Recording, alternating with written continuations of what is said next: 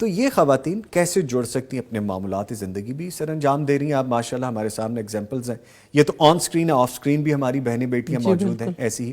تو آپ بتائیے کیسے جڑا جا سکتا ہے ذمہ داریوں کے ساتھ ساتھ؟ آپ کیسے جڑے ہوئے ہیں؟ اللہ سبحانہ تعالیٰ نے ہمیں جو دین دیا وہ بے حد خوبصورت ہے. جی بے شک. اور اتنا زیادہ اس میں آسانیاں ہیں، اتنی زبردست ٹائم مینجمنٹ ہے، کسی کے لیے کوئی ڈیفیکلٹی نہیں ہے.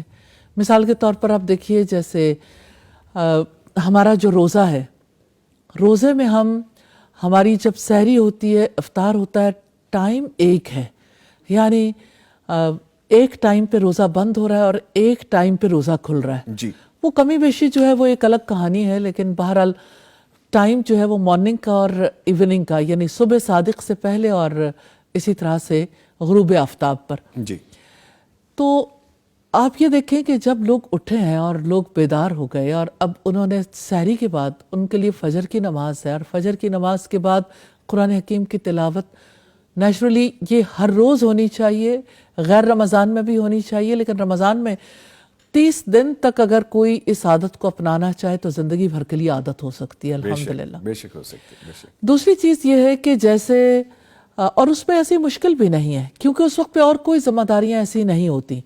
آپ کا ذمہ داری کا ٹائم ختم ہوا، اپنے کام کلوز کرنے ہیں، آپ اپنے کاموں کو جاری رکھیے. اور کاموں کے دوران کتنی سہولت ہے، یعنی آپ اگر صرف قرآن حکیم کی تلاوت سنتے رہیں 15 آورز میں 17 آورز میں پورا قرآن کمپلیٹ ہو جاتا ہے. دوسری بات یہ کہ مجھے یہ فیل ہوتا ہے کہ اس کو اتنا لائٹر وے میں لینا چاہیے کہ اگر آپ نے اپنے کام نپٹانے ہیں تو آپ بجائے اس کے کہ آپ ادھر ادھر کی باتیں سوچیں، بہت ساری فکروں اور بہت ساری پریشانیوں میں مبتلا رہیں، اس دوران اگر قرآن حکیم سنتے ہیں یا کوئی اور قرآن حکیم سے ریلیونٹ چیزیں جو قرآن پاک کو سمجھنے کے لیے سنتے ہیں تو کتنی زیادہ آسانی. کتنے لوگ ہیں جو اپنی ڈیلی لائف میں اپنی روٹین کے کام کرتے ہوئے قرآن سنتے ہوئے پورا قرآن ترجمے سے کمپلیٹ کر جاتے ہیں، تفسیر سے کمپلیٹ کر جاتے ہیں.